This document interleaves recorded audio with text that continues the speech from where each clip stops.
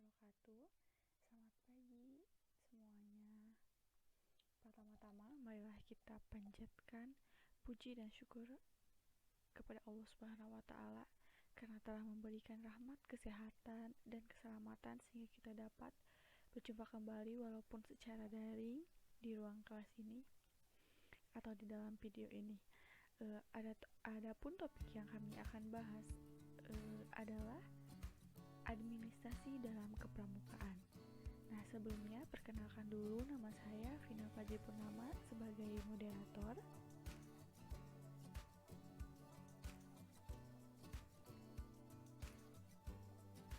Kemudian ada teman saya, Siti Sopi Cahyani. Kemudian ada teman saya yang bernama Rita Suhartini.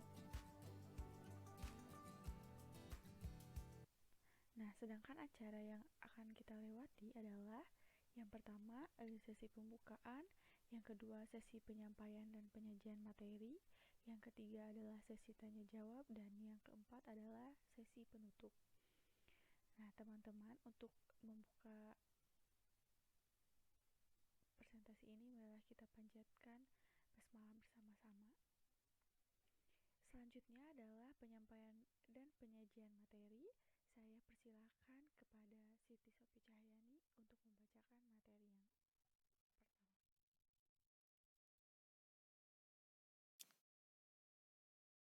Terima kasih kepada moderator. Di sini saya akan mencoba menjelaskan tentang pengertian administrasi. Pengertian administrasi, menurut arti sempit, administrasi adalah segala sesuatu yang berhubungan dengan proses tulis-menulis atau ketatausahaan. Sedangkan menurut Kamus Besar Bahasa Indonesia, administrasi adalah usaha dan kegiatan yang meliputi penetapan tujuan serta penetapan cara-cara penyelenggaraan pembinaan organisasi. Jadi, administrasi kepramukaan ialah pengelolaan satuan yang meliputi perencanaan, pengorganisasian, pelaksanaan, dan pengendalian kegiatan kepramukaan di satuan. Oleh karena itu, administrasi atau tata usaha satuan perlu tertata, teratur, dan tertib sebagai landasan penentuan arah perencanaan, pelaksanaan, dan pengendalian kegiatan, serta penentuan langkah-langkah lanjutan. Saya kembalikan kepada moderator. Baik, terima kasih kepada Siti Sopi Cahyani. Yang selanjutnya akan disampaikan oleh Vina Fajri Purnama. Kepadanya saya persilahkan.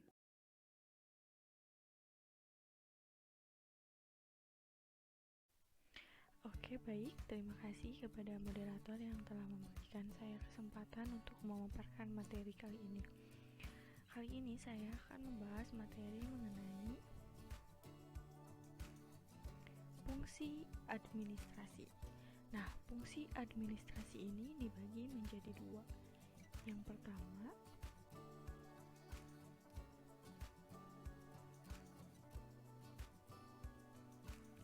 untuk melaksanakan pengawasan terhadap semua pekerjaan harus dilakukan menurut ketentuan. Yang kedua, sebagai pedoman pokok yang harus dilaksanakan di lingkungan organisasi gerakan pramuka. Terima kasih, saya kembalikan lagi kepada moderator. Terima kasih kepada Vina Fajri Purnama. Yang selanjutnya akan disampaikan oleh Rita Suhartini. Kepadanya saya persilahkan. Yang selanjutnya yaitu penggolongan administrasi. Untuk mencapai tujuan, maka hal-hal yang berkaitan dengan tulis-menulis maka digolongkan sebagai berikut. Yang pertama itu catatan. Pekerjaan mencatat kehadiran, pembayaran iuran anggota, pengumpulan tabungan dilakukan oleh pimpinan unit terkecil. Nah, pencatatan ini dilakukan untuk melatih dan mengembangkan kecermatan dan ketelitian peserta didik serta menanamkan rasa tanggung jawab. Yang kedua yaitu laporan. Nah, setiap pembina mengembangkan dua jenis laporan disesuaikan dengan kemampuan peserta didiknya, yaitu meliputi yang pertama laporan pramuka. Laporan pramuka merupakan latihan di bidang tulis-menulis. Yang kedua, laporan organisasi.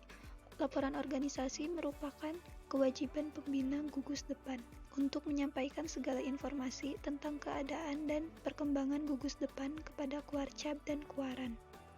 Yang ketiga yaitu perencanaan, rencana dan program.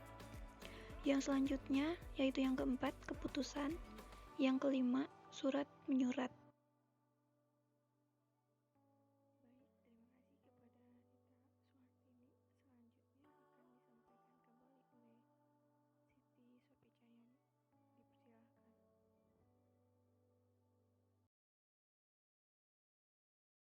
Terima kasih kepada moderator.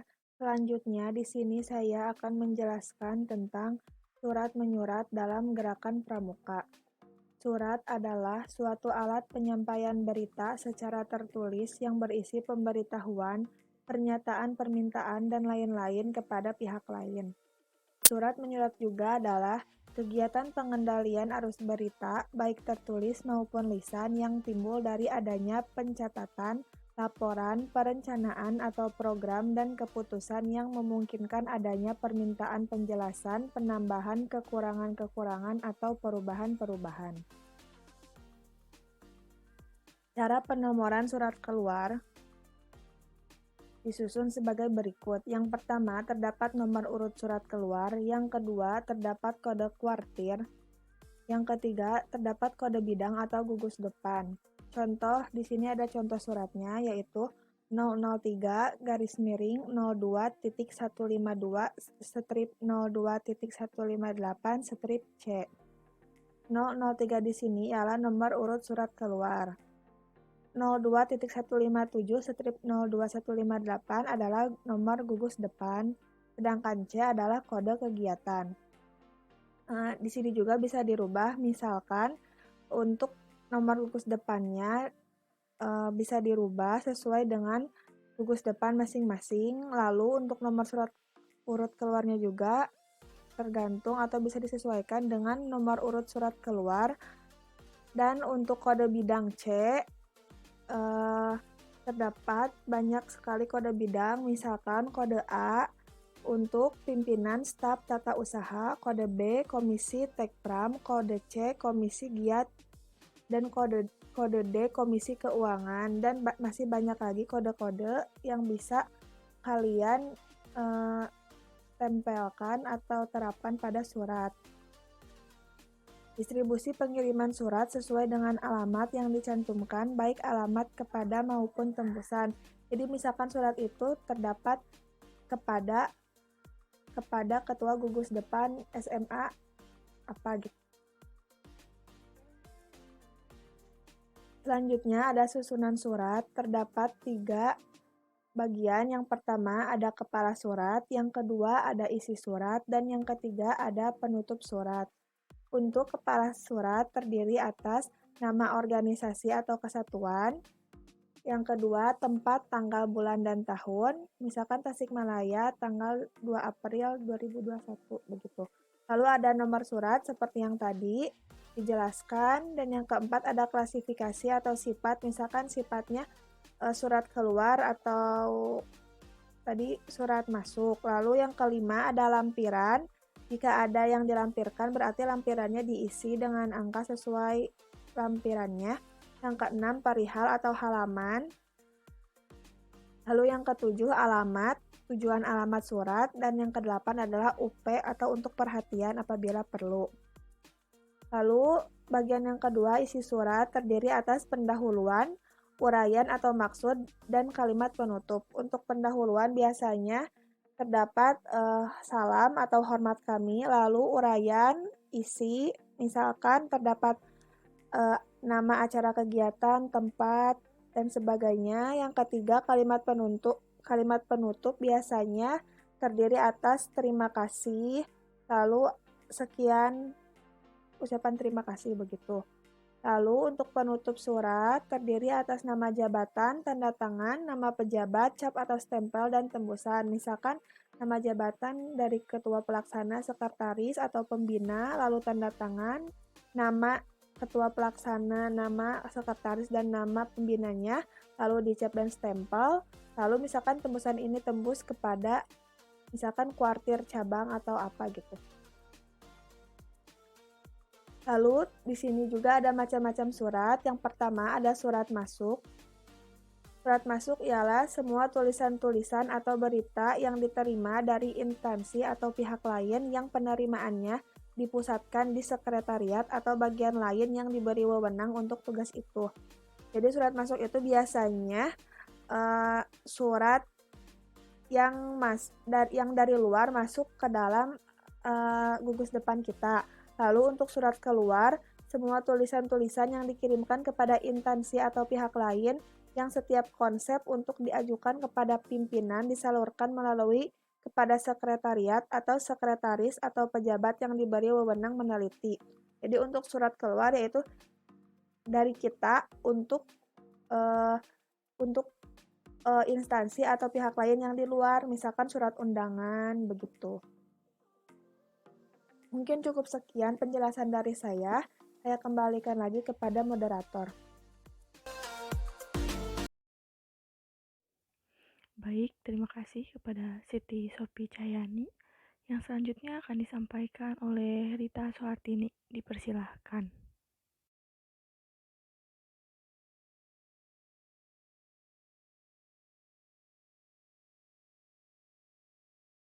Macam-macam buku administrasi pramuka terbagi menjadi 4, yaitu yang pertama, buku administrasi, yang kedua, perindukan siaga, yang ketiga, pasukan penggalang, dan yang keempat, ambalan penegak. Yang pertama yaitu buku administrasi. Gudep atau gugus depan hendaknya menyelenggarakan buku-buku administrasi sesuai dengan ketentuan Petunjuk Pelaksanaan Administrasi Satuan Pramuka Nomor 41 Tahun 1995. Pada garis besarnya, administrasi yang ada di gugus depan antara lain meliputi: yang pertama, permintaan pendaftaran anggota untuk peserta didik, pramuka siaga dan penggalang. Yang kedua, surat pernyataan kesiapan menjadi anggota gerakan pramuka bagi pramuka penegak dan pandega. Yang ketiga, formulir pendaftaran anggota gerakan pramuka. Yang keempat, daftar induk anggota gerakan pramuka gugus depan. Yang kelima, daftar inventaris gugus depan. Yang keenam, buku tamu gugus depan. Yang ketujuh, laporan semester data dan kegiatan gugus depan. Yang kedelapan, catatan peristiwa-peristiwa penting. Yang kesembilan, program kerja tahunan gugus depan. Yang kesepuluh, catatan pribadi anggota gerakan pramuka. Yang ke-11, program kerja 4 bulan perindukan siaga. Yang ke-12, program kerja 4 bulan pasukan penggalang. Yang ke-13, program kerja ambalan penegak. Yang ke-14, program kerja rencana pandega. Yang ke-15, program latihan mingguan. Yang kedua yaitu perindukan siaga. Perindukan siaga ini terbagi menjadi 8 bagian. Yang pertama, buku presensi dan buku iuran. Nah, buku ini digunakan untuk mencatat kehadiran anggota siaga serta iuran anggota siaga untuk setiap kali latihan. Yang kedua, buku tabungan. Yang ketiga, buku acara latihan. Buku acara latihan ini memuat tentang hasil pertemuan yang membahas tentang latihan. Yang keempat, buku catatan rapat. Yang kelima, buku inventaris. Nah, buku inventaris ini mencatat tentang harta benda kekayaan milik siaga, misalnya bendera ambalan, bendera merah putih, bendera semapur, dan bendera Morse, tali tongkat, tenda, dan sebagainya. Yang keenam yaitu buku log. Nah, buku log ini mencatat tentang kejadian penting yang diambil regu. Kejadian penting yang perlu dicatat adalah kejadian yang mengesankan dan lucu, disertai dengan gambar-gambar karikatur yang jenaka dengan sedikit kata-kata yang lucu namun sopan. Yang perlu dimasukkan ke logbook adalah kesan-kesan yang positif. Untuk kesan yang negatif, hindarkan agar tidak menimbulkan kenangan yang jelek. Yang ketujuh yaitu buku kas. Buku kas ini digunakan untuk mencatat keluar masuknya uang yang dimiliki oleh siaga dari kas mingguan, bulanan, maupun uang dari usaha lain. Pada setiap akhir bulan diadakan penutupan kas dan diketahui oleh pembina. Yang kedelapan yaitu buku catatan pribadi. Buku catatan pribadi ini berisi tentang bahan-bahan hasil observasi watak peserta didik, hal-hal yang istimewa, kebaikan, dan kekurangan yang ada pada setiap peserta didik. Buku catatan pribadi ini juga berisi tentang kemajuan yang telah dicapai oleh peserta didik, perkembangan tingkah lakunya, dan hal-hal lain yang menonjol dan perlu diperhatikan dalam hubungan dengan pembinaan watak.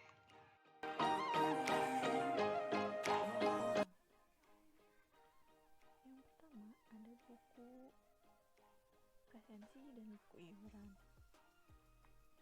Nah, buku ini dipakai ketika latihan rutin untuk mengecek kehadiran anggota di tiap perlunya. Kemudian buku ini juga dapat disatukan dengan buku iuran. Yang kedua,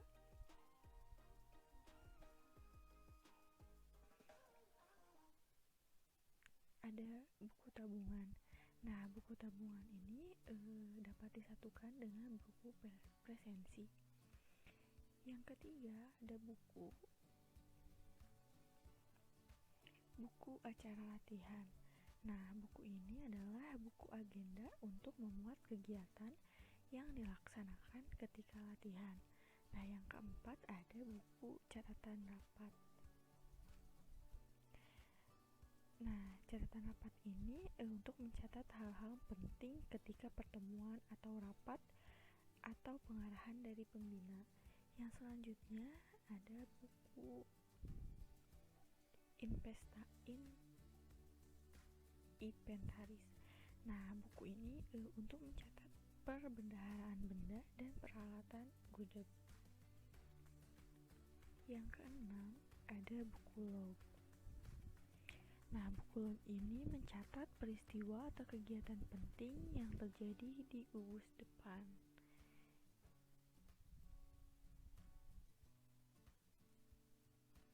Nah, yang ketujuh ada buku kas. Nah, buku kas ini untuk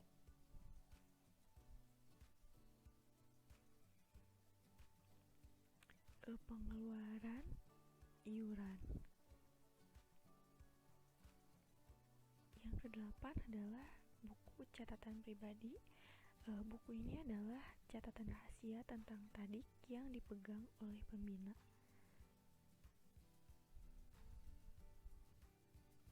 Nah, yang kesembilan ada buku upacara pelantikan. Nah, buku ini adalah untuk mencatat kegiatan pelantikan. Yang ke-10 adalah buku renungan. Dan yang ke-11 adalah buku adat istiadat pasukan. Yang berikutnya ada buku ambalan penegak.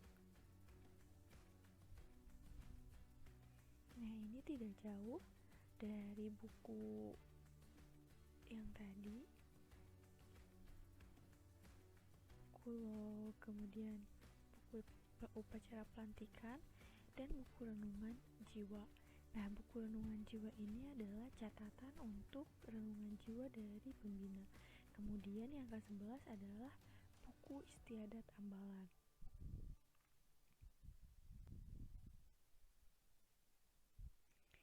Nah, adat ambalan atau adat istiadat ambalan adalah adat kebiasaan yang ditentukan dan ditaati oleh para pramuka penegak di suatu ambalan. Nah, adat ambalan pramuka penegak ini adalah adat kebiasaan yang diciptakan pramuka penegak dan disepakati sebagai suatu yang harus ditaati serta merupakan tata nilai yang dijadikan pedoman dalam upaya peningkatan kepedulian terhadap Tuhan Yang Maha Esa, kepedulian terhadap bangsa dan tanah air, sesama makhluk hidup dan alam lingkungannya, kepedulian terhadap diri pribadi, serta ketaatannya kepada kode kehormatan pramuka, anggota adat pramuka penegak dalam ambalan yang bersangkutan. Bila berprestasi akan diberi penghargaan, sedang yang melanggar adat akan dikenakan sanksi. saya kembalikan kepada moderator. Baik, terima kasih kepada saudara Vina. Alhamdulillahirrahmanirrahim, materi telah selesai disampaikan. Wassalamualaikum warahmatullahi wabarakatuh.